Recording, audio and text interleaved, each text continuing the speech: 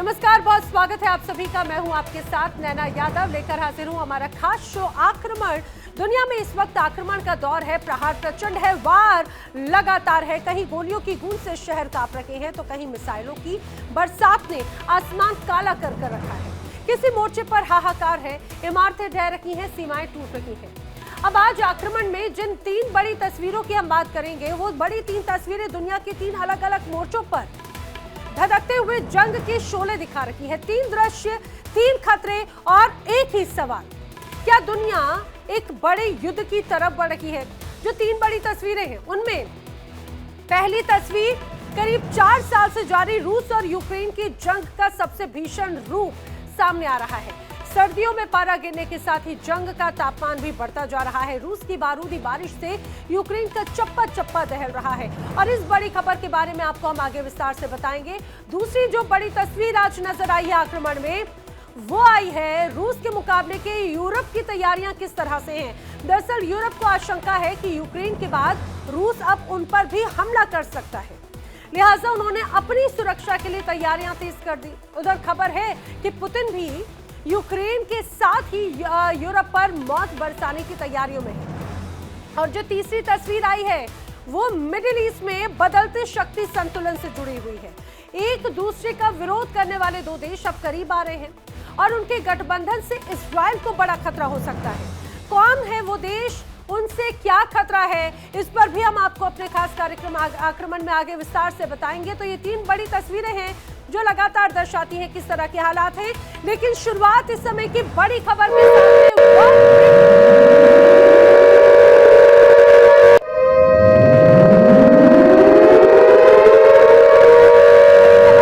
रक्षा मंत्रालय ने कहा है कि उसकी सेनाओं ने 38 यूक्रेनी ड्रोन मार गिराए हैं बीती रात। इनमें से 6 ड्रोन तो मॉस्को क्षेत्र के ऊपर गिराए गए हैं। जी हाँ, ये बड़ा दावा रूस के रक्षा मंत्रालय की तरफ से किया गया है। उनकी तरफ से बड़ी बात कही गई है।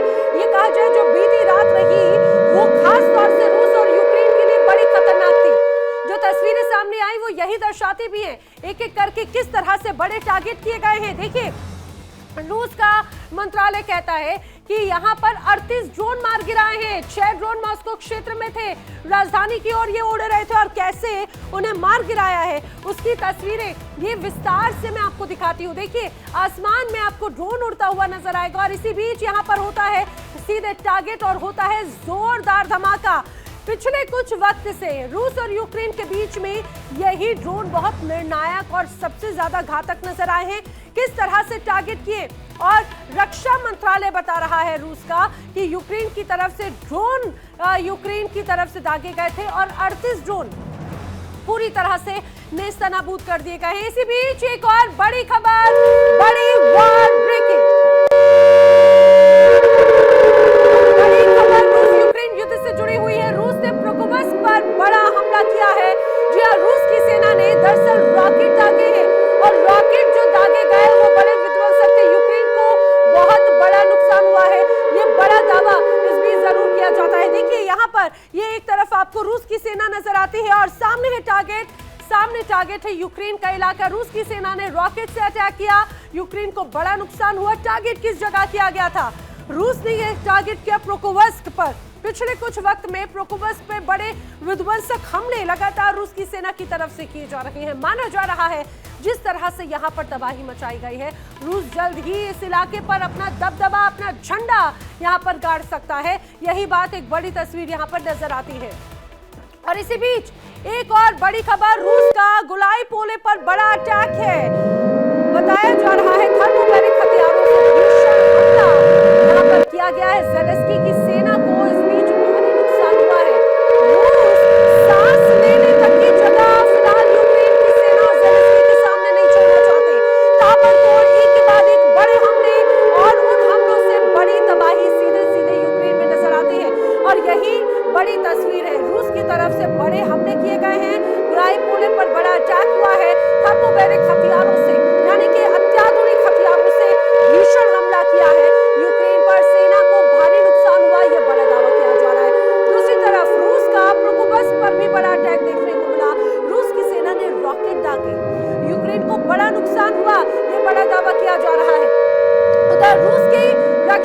मंत्रालय की तरफ से यह भी स्पष्ट किया गया है कि जवाबी कार्रवाई जब यूक्रेन की तरफ से की गई ड्रोन के माध्यम से, तो उसके 38 ड्रोन भी पूरी तरह से ढेर कर दिए हैं रूस की सेना ने। अब रूस और यूक्रेन के बीच जारी जंग और भी ज्यादा भीषण होती जा रही है, इसमें कोई दो राय नहीं। रूस की मिसाइलें और ड्रोन ने यूक्रेन पर बारूदी बारिश की, ऐसी कि यूक्रेन का जर्रा जर्रा दहल गया। एक ही रात में रूसी सेना ने इतना बारूद बरसाया कि यूक्रेन में हर ओर सिर्फ तबाही का मंजर ही नजर आता है।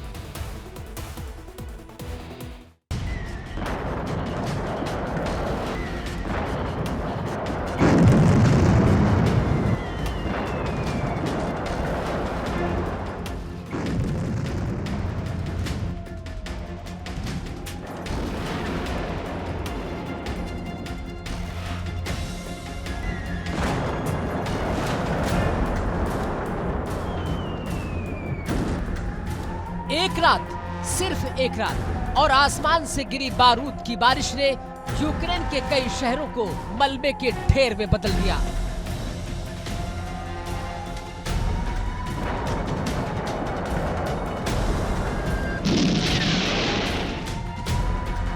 जिस रात रूस ने 800 से ज्यादा हवाई हमले किए, उस रात यूक्रेन की धड़कनें रुक गई।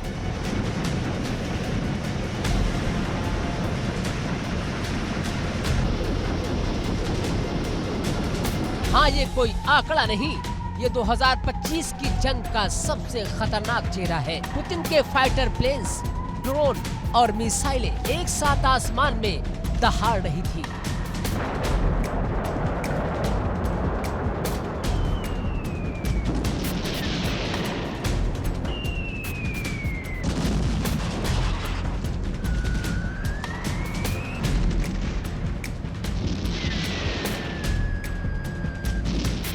और नीचे शहर, गोदाम, बिजली घर सब जलते और खंडहर होते जा रहे थे।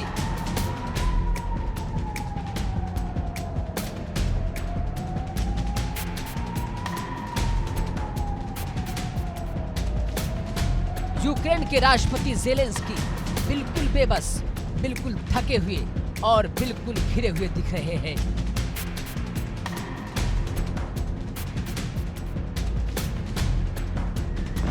रूस के हवाई हमले पिछले 3 महीनों में कई गुना बढ़ चुके हैं। दावा है कि 4 साल की युद्ध अवधि में रूस 50,000 से ज्यादा एयर स्ट्राइक कर चुका है। ये आंकड़ा दुनिया को हिला देने के लिए काफी है। यूक्रेन ने एक रात में लगभग 100 ड्रोन और मिसाइलें दागी।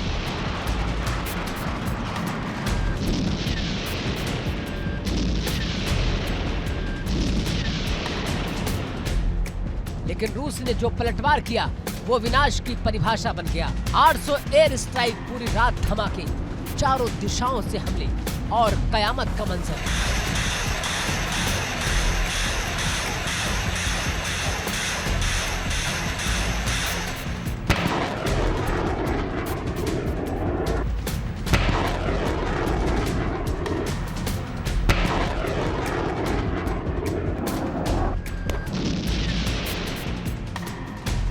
ज़ेलेंस्की सरकार के मुताबिक रूस ने सिर्फ मोर्चे पर नहीं, बल्कि 13 बड़े शहरों और 23 से ज्यादा छोटे जगहों पर लगातार बम बरसाए हैं। बम ऐसे कि जमीन कपकपा उठी और लोग रात भर बंकरों में कैद रहे।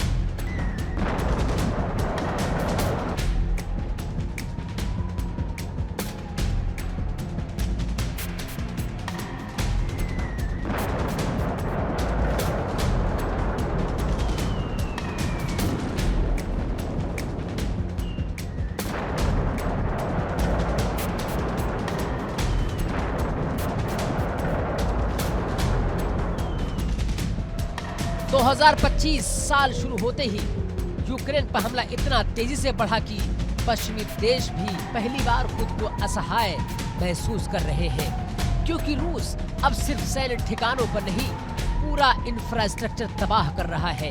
सैन्य अड्डे, पावर प्लांट, पानी सप्लाई लाइनें, ट्रांसफार्मर स्टेशन, हथियार डिपो, रेलवे यार्ड, कोई जगह नहीं छोड़ी गई। और हर दिन औसतन 200 बम गिर रहे हैं, हर दिन 200 बम।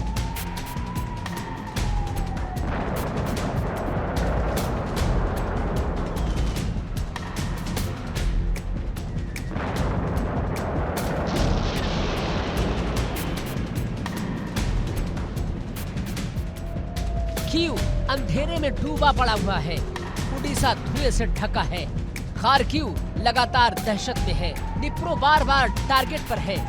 यूक्रेन के शहर बिना नींद के, बिना रोशनी के, बिना शांति के हर रात गुजार रहे हैं।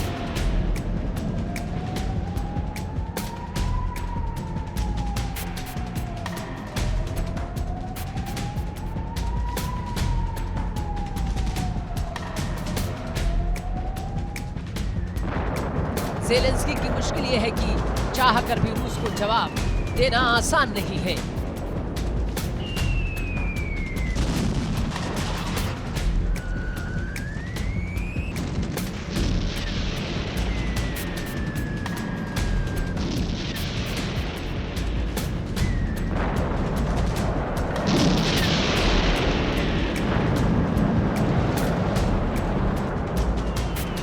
यूक्रेन के पास ड्रोन और मिसाइलों की संख्या बेहद कम है। एयर डिफेंस टूट रहा है, रडार सिस्टम थक चुका है और पश्चिम से आने वाली मदद धीमी पड़ रही है।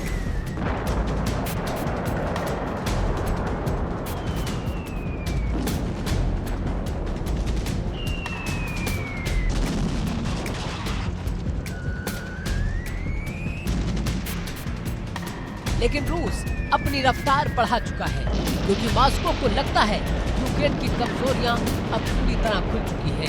ड्रोन हमलों से रूस भड़क गया है और फिर जो अटैक हुआ वो युद्ध का टर्निंग पॉइंट माना जा रहा है।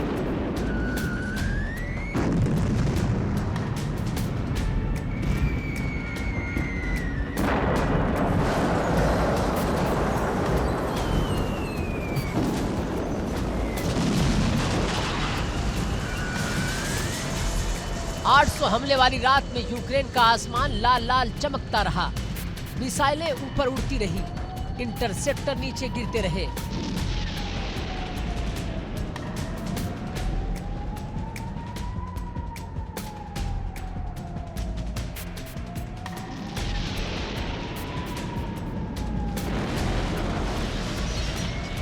और लोग बंकरों में दुआ मांगते रहे। कई जगह इंटरसेप्टर फेल हुए, कई जगह ड्रोन सीधे फट गए और कई जगह मिसाइलें रिहायशी इलाकों पर गिरी।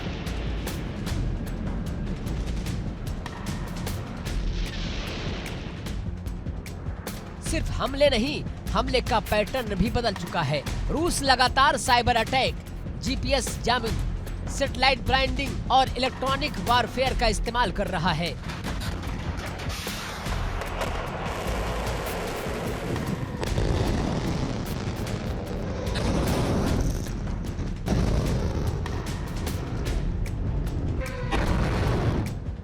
यानी यूक्रेन को जमीन से भी, आसमान से भी और नेटवर्क से भी काटने की कोशिश।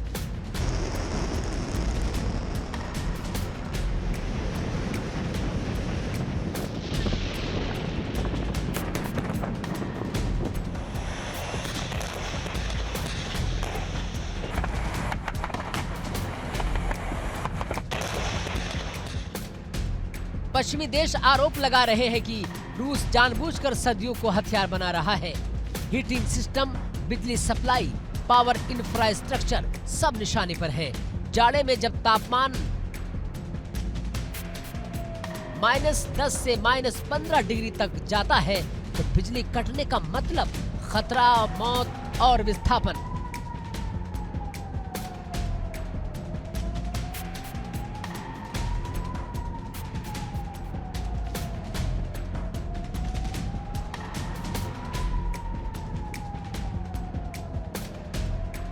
इसी बीच एक बेहद चिंताजनक रिपोर्ट आई है। इंटरनेशनल एटॉमिक एनर्जी एजेंसी यानी कि IAEA से ड्रोन हमले के दौरान ज़ापोरिज़िया परमाणु संयंत्र की बाहरी बिजली सप्लाई कुछ समय के लिए बंद हो गई। भले ही रिएक्टर बंद है, लेकिन ईंधन को ठंडा रखने के लिए निरंतर बिजली जरूरी है। अगर पावर सप्लाई और देर बंद रहती तो जोखिम बढ़ सकता है।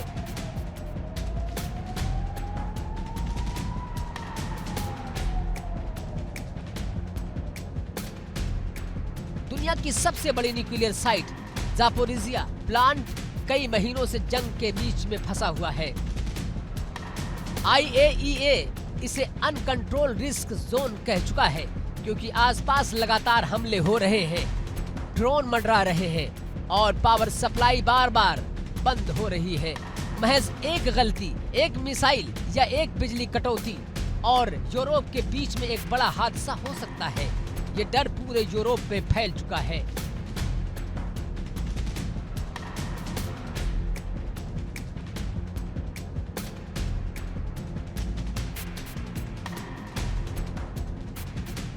ज़ेलेंस्की का कहना है कि रूस हमें खत्म करने की कोशिश कर रहा है, हमारा इंफ्रास्ट्रक्चर हर दिन मिट रहा है, लेकिन रूस का दावा है हम सिर्फ मिलिट्री साइट को निशाना बना रहे हैं।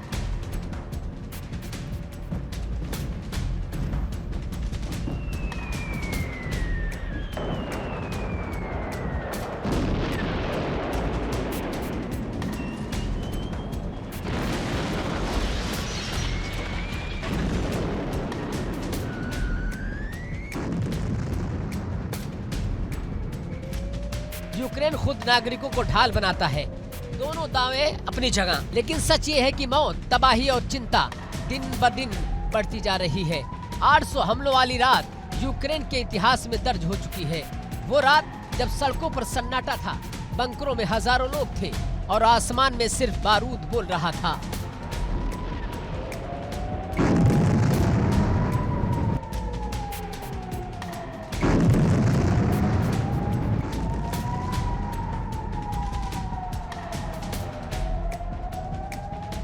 जनरेटर्स बंद, ट्रांसफार्मर जल गए, पावर स्टेशन उड़े, पानी की लाइनें टूट गई, पूरे इलाके अंधेरे में डूब गए। विशेषज्ञ कहते हैं कि रूस अब तेजी चाहता है, वो युद्ध को लंबा खींचना चाहता है, इसलिए अचानक बेहद तीखे हमले यूक्रेन पर बरसा रहा है।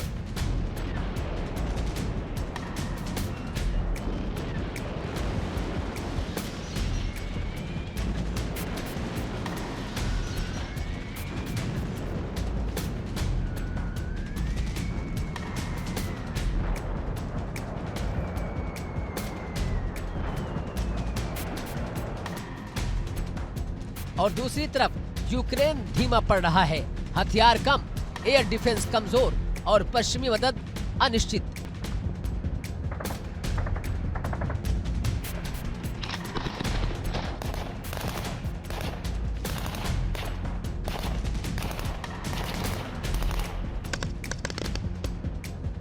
ज़ेलेंस्की सरकार लगातार अमेरिका और यूरोप से और हथियार और मिसाइलें और फाइटर जेट्स की मांग कर रही है, लेकिन पश्चिमी देशों की राजनीति अब दो हिस्सों में बढ़ चुकी है। कुछ मदद देना चाहते हैं, कुछ रोकना चाहते हैं। इससे यूक्रेन और कमजोर दिख रहा है, लेकिन रूस रुकने वाला नहीं।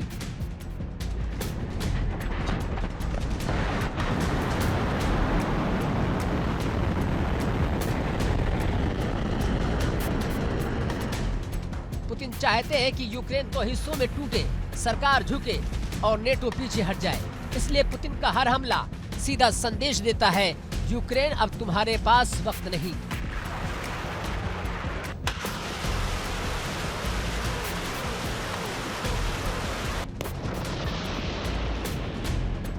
सवाल यह है कि क्या यूक्रेन ये बारूदी बारिश झेल पाएगा?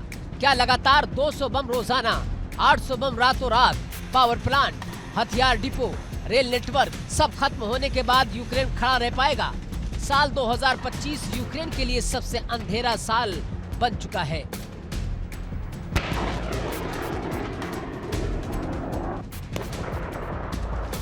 रूसी मिसाइलें थकती नहीं, यूक्रेन शहर रुकते नहीं और मौत कभी सोती नहीं। जंग एक बार फिर अपनी सबसे खतरनाक शक्ल में वापस आ चुकी है।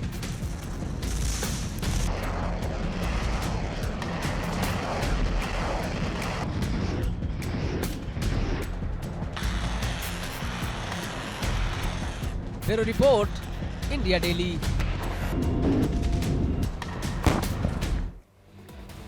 जहां पर एक और रूस अब तक सिर्फ यूक्रेन पर बारूद बरसा रहा है, तो वहीं अब इस जंग का दायरा बढ़ने की आशंका जताई जा रही है। रूस से मुकाबला करने के लिए पूरा यूरोप एकजुट हो रहा है। हालांकि रूस ने भी यूरोप को जख्म देने का ब्लूप्रिंट पूरी तरह से तैयार कर लिया है। साथ ही खबर है कि ज़ेलेंस्की के सरेंडर के लिए डेडलाइन भी तय कर दी गई है।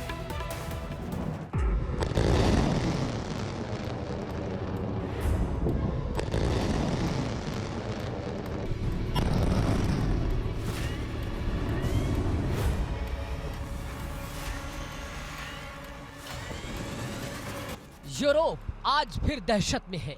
रूस हर मोर्चे पर कदम बढ़ा रहा है और पुतिन अपने इरादे को पहले से ज्यादा साफ कर चुके हैं, क्योंकि मॉस्को में एक बड़ी बेहद गोपनीय इमरजेंसी मीटिंग हुई है और दावा है कि इस मीटिंग में यूरोप को उसकी हदें दिखाने का फाइनल ब्लूप्रिंट तैयार किया गया है।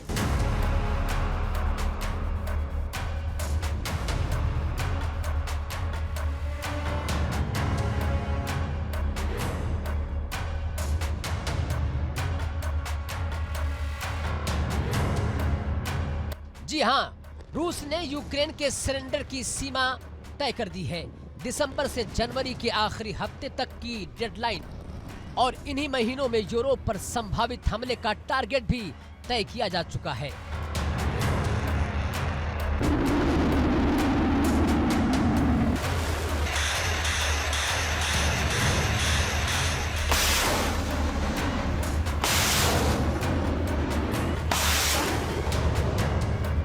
ये आरोप यूरोपीय इंटेलिजेंस एजेंसी से लेकर थिंक टैंकों तक में चर्चा का विषय बने हुए हैं। सबसे बड़ी दहशत इस बात की है कि रूस के लॉन्ग रेंज ड्रोन अब यूरोप की कई सीमाओं के अंदर दाखिल होते देखे जा रहे हैं और माना जा रहा है कि रूस इन ड्रोन से यूरोपीय सुरक्षा व्यवस्था की टेस्टिंग कर रहा है।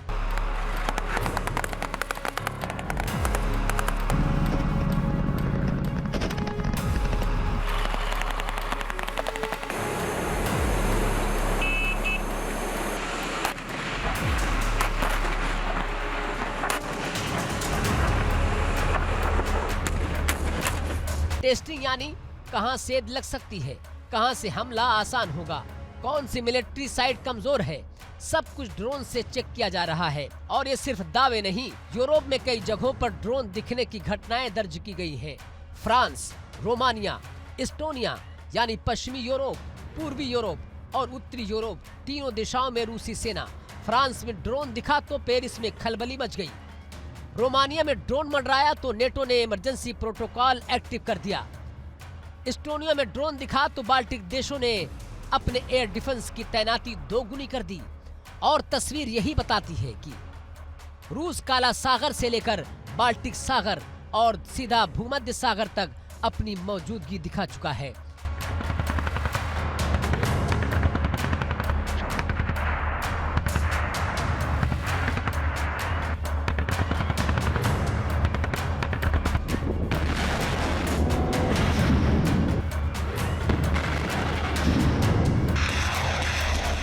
मतलब यह है कि यूरोप के किसी भी कोने में किसी भी वक्त और किसी भी दिशा से रूसी हमला शुरू हो सकता है।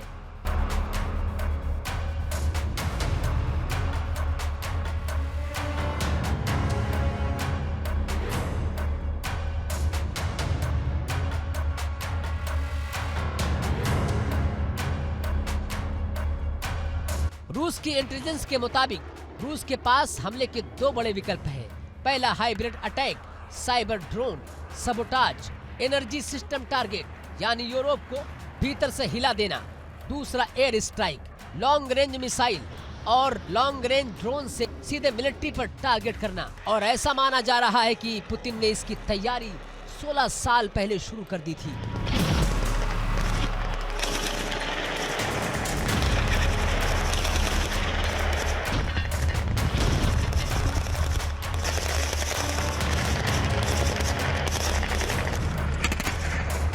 रूस के विस्तारवादी प्लान, नेटो को रोकने की रणनीति और यूरोप पर दबदबा बनाने के सपने पिछले 1.5 दशक से रूस की मिलिट्री डॉक्ट्रिन का हिस्सा है।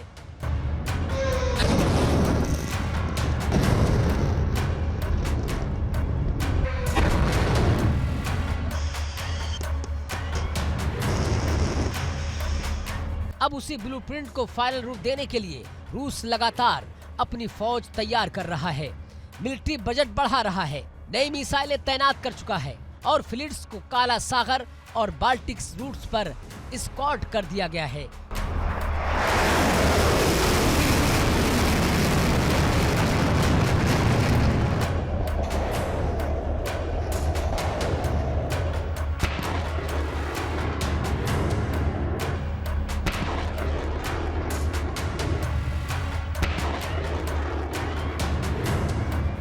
दूसरी तरफ यूरोप भी चुप नहीं बैठा। फ्रांस, जर्मनी और ब्रिटेन ने यूक्रेन को हथियारों की सप्लाई बढ़ाई है।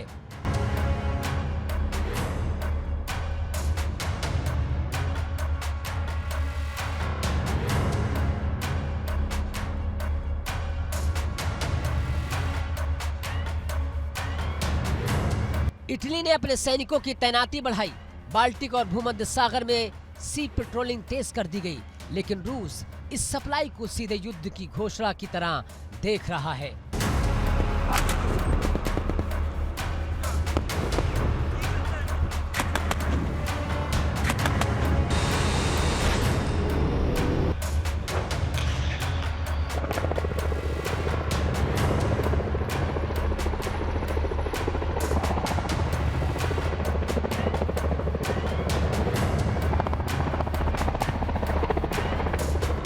रूस का कहना है कि यूरोपीय देशों ने रूसी संपत्तियों को यूक्रेन की मदद में इस्तेमाल करना शुरू कर दिया है। ये रेड लाइन है और रूस इसे किसी भी कीमत पर बर्दाश्त नहीं करेगा।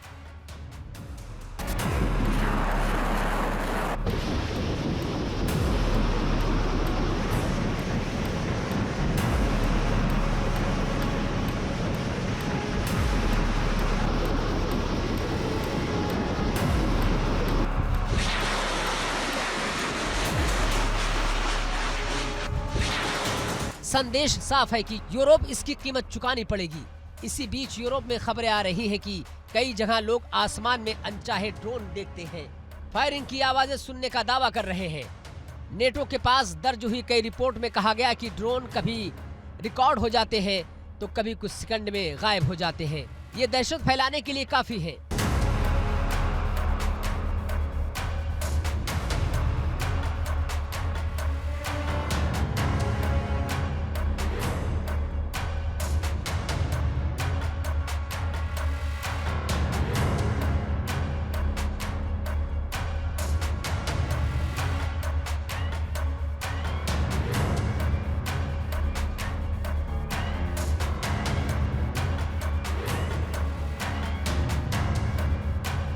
इस ड्रोन पड़ताल ने यूरोप में एक और बड़ा फैसला जन्म लिया है। संयुक्त यूरोपीय सेना का प्रस्ताव। जी हाँ, यूरोपीय नेताओं ने एक कॉमन यूरोपियन फोर्स की तैनाती रूस की सीमाओं के पास शुरू करने का प्लान बनाया है।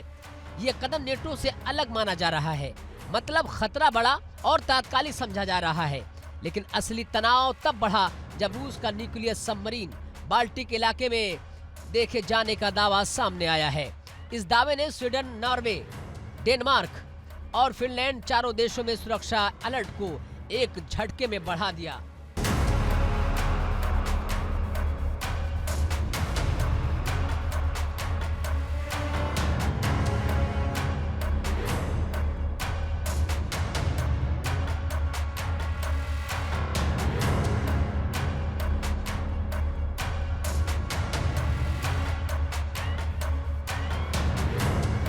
स्वीडन ने साफ कहा, रूस की तैनाती पर हमारी पैनी नजर है। स्वीडिश नेवी ने अपनी सबमरीन, निगरानी जहाज और एयर पेट्रोलिंग 3 गुना बढ़ा दी है, क्योंकि सब जानते हैं कि बाल्टिक सागर यूरोप की कमजोर नस है और इस नस को पकड़ चुका है यूरोप की वेस्टर्न बॉर्डर से लेकर ईस्टर्न फ्रंट तक। हर देश अपने अपने तरीके से तैयारी कर रहे हैं।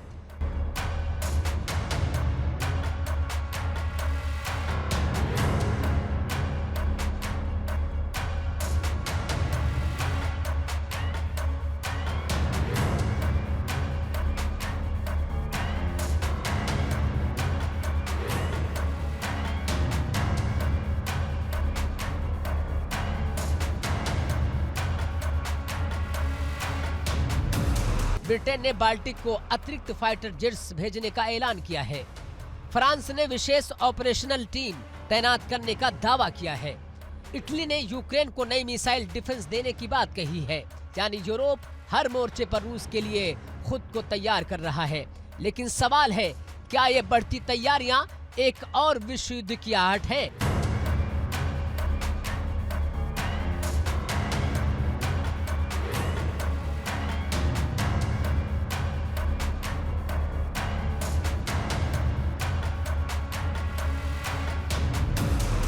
क्या रूस और नेटो अब सीधी भिड़ंत के करीब पहुंच चुके हैं?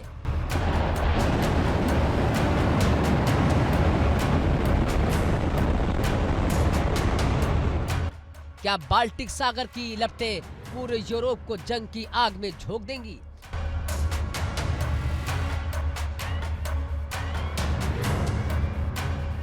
यूरोप के सैन्य विशेषज्ञ कहते हैं कि हालात बेहद नाजुक है। टकराव कभी भी भड़क सकता है, क्योंकि ड्रोन घुसपैठ ने ब्रुसेल्स से लेकर पेरिस, रोम और बर्लिन तक राजनीतिक गलियारों में बिजली गिरा दी है।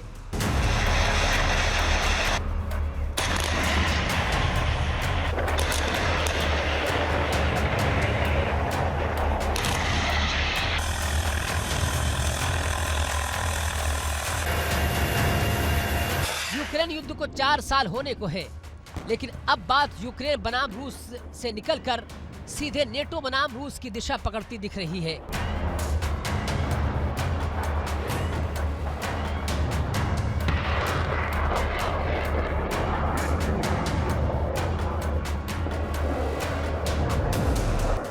रूस के ड्रोन का फ्रांस में पहुंचना मॉस्को के संदेश का सबसे बड़ा संकेत माना जा रहा है।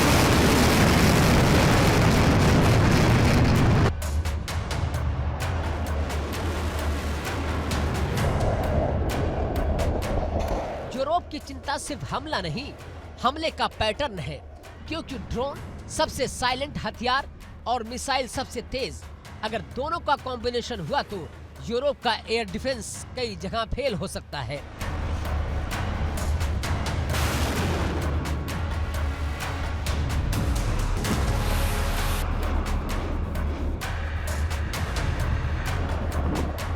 यही असली डर है और यही रूस की ताकत। और जमीन पर जो सेनाएं तैनात की जा रही हैं, उससे संकेत साफ है कि पश्चिमी यूरोप से लेकर पूर्वी यूरोप तक तनाव की रेखा अब मोटी और गहरी होती जा रही है।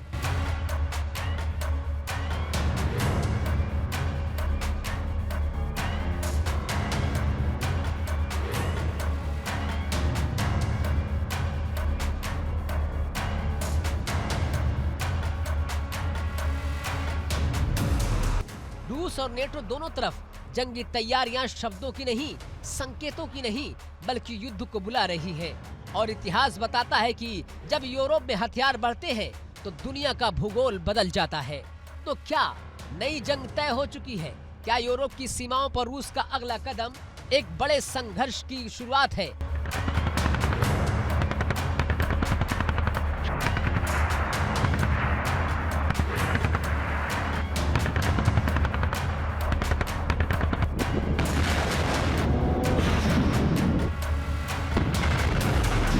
अगले कुछ हफ्तों में दुनिया की राजनीति एक खतरनाक मोड़ लेने वाली है।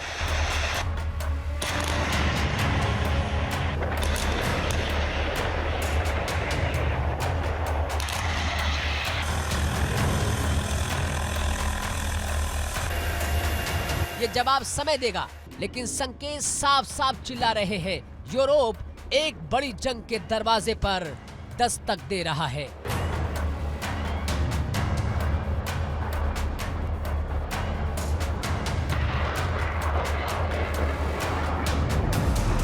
Bureau report, India daily.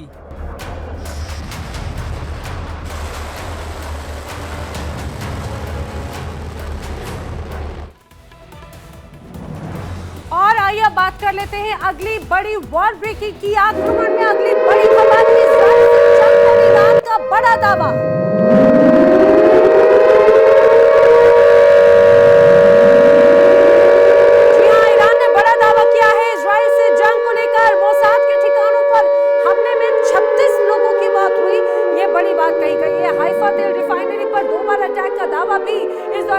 Iran की तरफ से किया गया है। ईरान ने बड़ा दावा किया है कि मोसाद के कई ठिकानों पर बड़े हमले हुए और बड़ा हमला किया ईरान ने। और समझिए इस बीच ये बड़ी तस्वीर भी सामने आई है। देखिए, ये जो अलग अलग इलाके आपको रात के अंधेरे में धधकते हुए नजर आते हैं, ईरान के अनुसार दरअसल ये मोसाद के ठिकाने हैं, यानी कि मोसाद के ठिकानों पर बड़े हमले किए। और ये बड़ा दावा ईरान करता है कि 36 लोगों की इन हमलों में जान गई है। और देखिए, इसमें कोई शक नहीं कि ईरान और इजराइल के बीच की अदावत अब और भी ज्यादा बढ़ती हुई नजर आती है। हाइफा तेल रिफाइनरी पर भी 2 बार अटैक का बड़ा दावा इस बीच किया जा रहा है।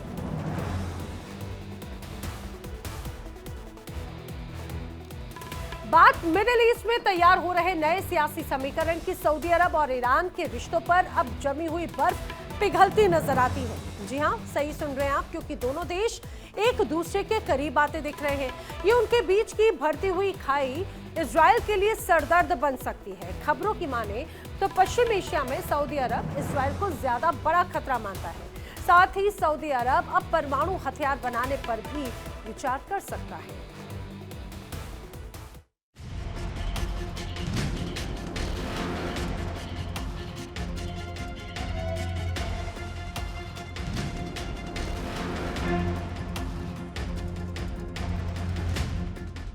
मिडिल ईस्ट में एक नया समीकरण बन रहा है। दो ऐसे देश जो दशकों तक एक दूसरे को शक की नजर से देखते रहे, आज हाथ मिलाते दिख रहे हैं।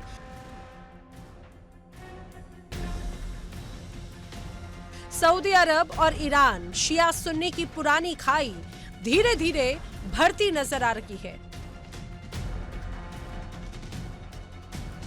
और ये बदलती तस्वीर इजराइल के माथे पर पसीना ले आई है।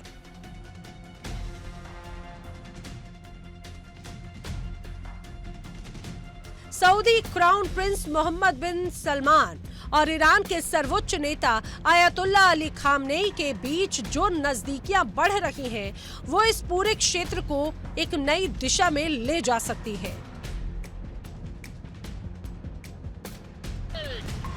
दोनों देश जो कभी एक दूसरे को सबसे बड़ा खतरा मानते थे, अब बातचीत, सहयोग और नई साझेदारी की ओर बढ़ रहे हैं।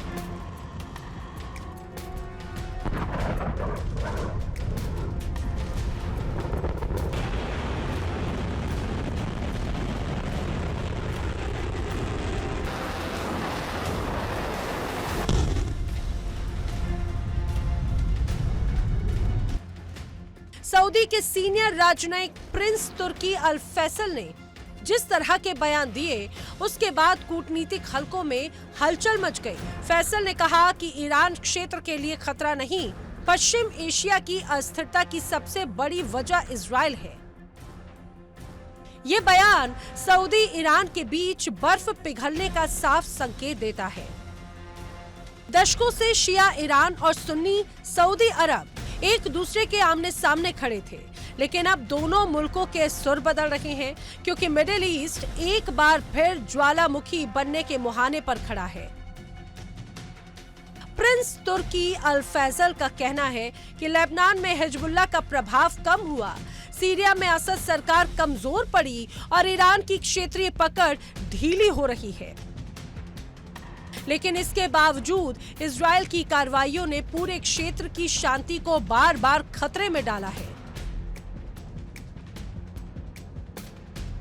फैसल ने कहा है कि इजराइल शांति का अग्रदूत नहीं, इजराइल इस पूरे क्षेत्र को अस्थिर कर रहा है। ईरान सऊदी संबंधों के नरम होने से इजराइल को सबसे बड़ा डर यही है कि उसका पारंपरिक समर्थन तंत्र धीमा पड़ सकता है, क्योंकि सऊदी अरब अब खुलकर कह रहा है कि अमेरिका को इजराइल पर लगाम लगानी चाहिए। फैसल ने लेबनान, सीरिया और गाजा पर इजराइल के हमलों को क्षेत्रीय स्थिरता के लिए सबसे बड़ा खतरा बताया।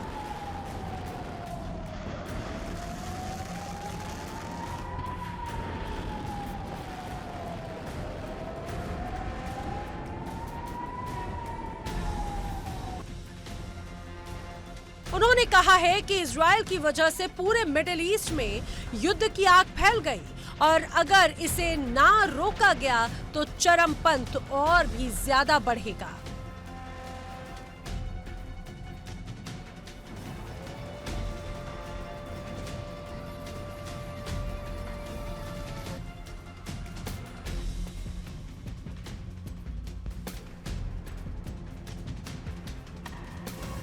जीसीसी यानी गल्फ कॉरपोरेशन काउंसिल अब एक संयुक्त हवाई रक्षा प्रणाली बनाने जा रही है, क्योंकि पिछले महीनों में ईरान और इजराइल दोनों के हमलों की वजह से खाड़ी देशों ने खतरा महसूस किया। एक साझा हवाई ढाल मिडिल ईस्ट की सबसे बड़ी रक्षा कवच हो सकती है, लेकिन सबसे बड़ा बयान है न्यूक्लियर वेपन्स पर। फैसल कहते हैं कि सऊदी अरब को परमाणु हथियार बनाने पर सीरियसली विचार करना चाहिए, क्योंकि क्षेत्र में एकमात्र परमाणु देश इजराइल है और अगर ईरान भी परमाणु तकनीक हासिल करता है तो सऊदी भी वही करेगा।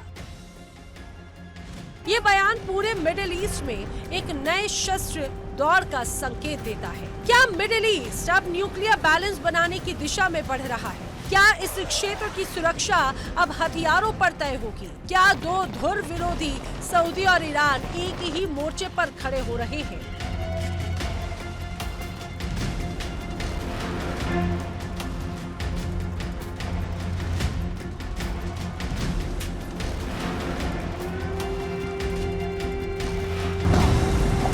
ये सवाल आज दुनिया भर में गूंज रहा है और इसी बदलते समीकरण में अब कतर भी उतर आया है। कतर, जो गाजा संघर्ष में सरगर्मी से मध्यस्थता की भूमिका निभा रहा था, अब खुद इजराइल पर कड़े बयान दे रहा है। कतर कहता है कि गाजा शांति समझौता अब खतरे में है। ये समझौता तभी सफल होगा जब इजराइल की सेना गाजा से बाहर निकल जाएगी। पशुत हुआ।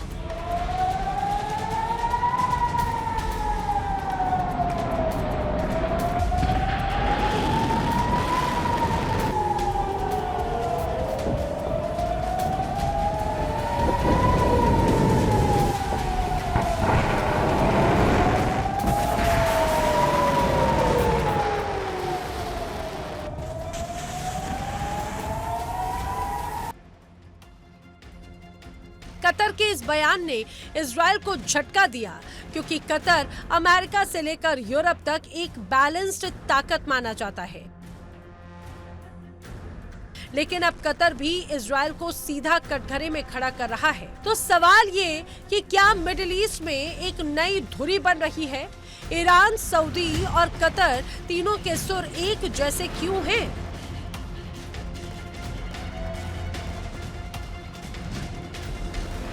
क्या ये इजराइल के प्रभाव के खिलाफ एक नया मोर्चा है या फिर इस्लामिक दुनिया का एक नया राजनीतिक गठबंधन?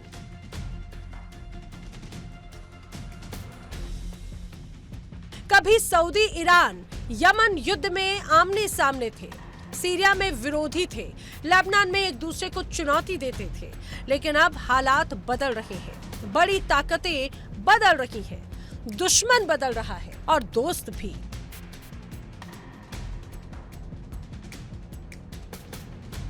ईरान के खिलाफ कभी सऊदी और इजराइल गुप्त बातचीत करते थे, लेकिन आज सऊदी ईरान को खतरा नहीं, कूटनीतिक पार्टनर बता रहा है। ये बदलाव इतिहास की धारा मोड़ सकता है।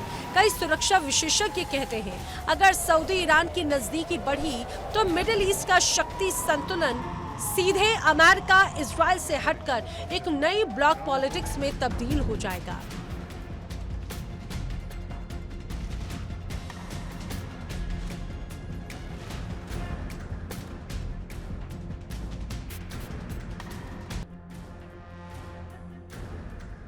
एक तरफ सऊदी, ईरान, कतर, तो दूसरी तरफ इजराइल, अमेरिका।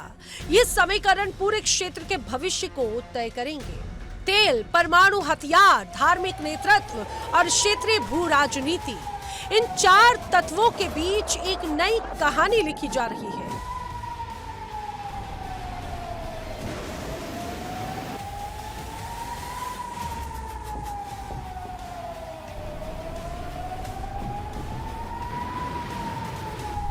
और इस कहानी के दो मुख्य किरदार हैं, सऊदी और ईरान।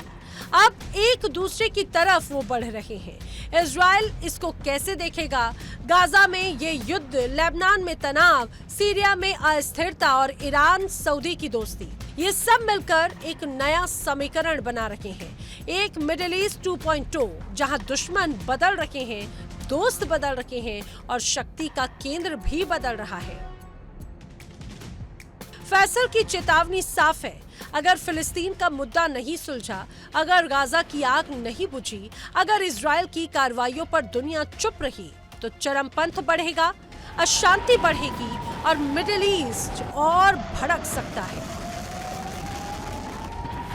तो क्या सच में मिडिल ईस्ट में नई इबारत लिखी जा रही है? क्या ईरान और सऊदी एक नए इस्लामिक मोर्चे की ओर बढ़ रही है? क्या कतर इस नए समीकरण का आखिरी टुकड़ा है? और सबसे बड़ा सवाल, इस नई दोस्ती का सबसे बड़ा नुकसान किसे होगा? जवाब साफ है, इजराइल को।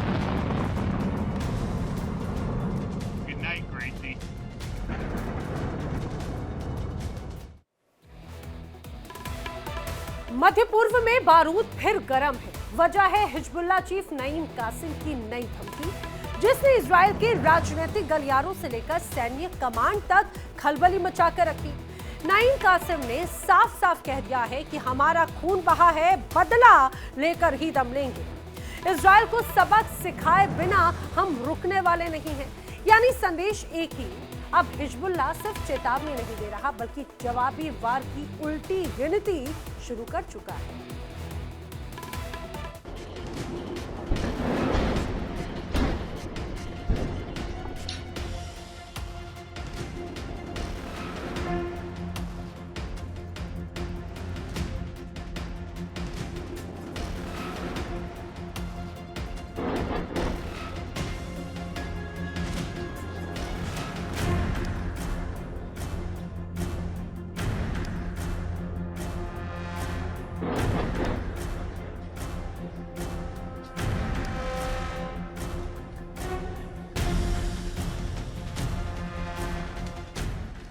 मिडल ईस्ट की धरती, जहां रेत भी बारूद की बू से सन चुकी है, वहां एक बार फिर धधकते लावे की तरह जंग का खतरनाक साया तेजी से फैल रहा है।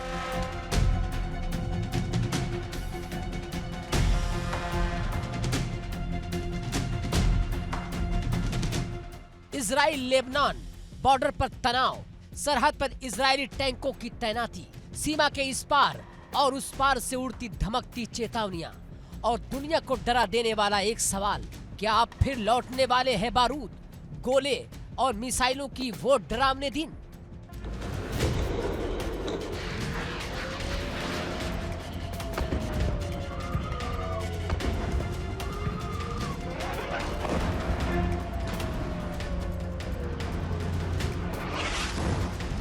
क्योंकि हालात चीख चीख कर कह रहे हैं कि जंग का बिगुल बस फूंक दिया गया है। हिजबुल्लाह ने वो ऐलान कर दिया है जिसके बाद पूरा इलाका दहशत के साए में खड़ा है। हिजबुल्लाह के चीफ नईम कासिम ने घोषणा कर दी है कि तबाही की मौत का बदला जरूर लिया जाएगा, लेकिन कब, कहां और कैसे, ये फैसला हिजबुल्लाह करेगा।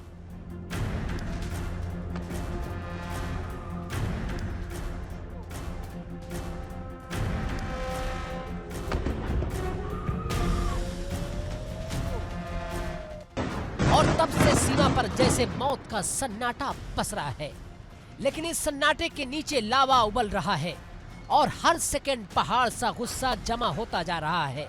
हमले की शुरुआत वहीं से शुरू हुई जहां हिजबुल्लाह की धड़कन बसती है, दक्षिण बेरूत।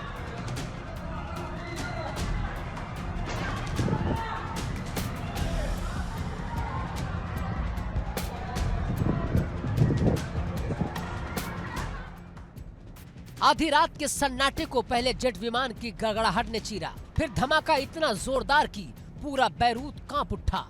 मलबे के ढेर, टूटी दीवारें और धुएं के बीच हिजबुल्लाह का बड़ा कमांडर तबाही हमले में ढेर हो गया, और इसी के साथ हवा में तैर गई हिजबुल्लाह की आग उगलती चेतावनी।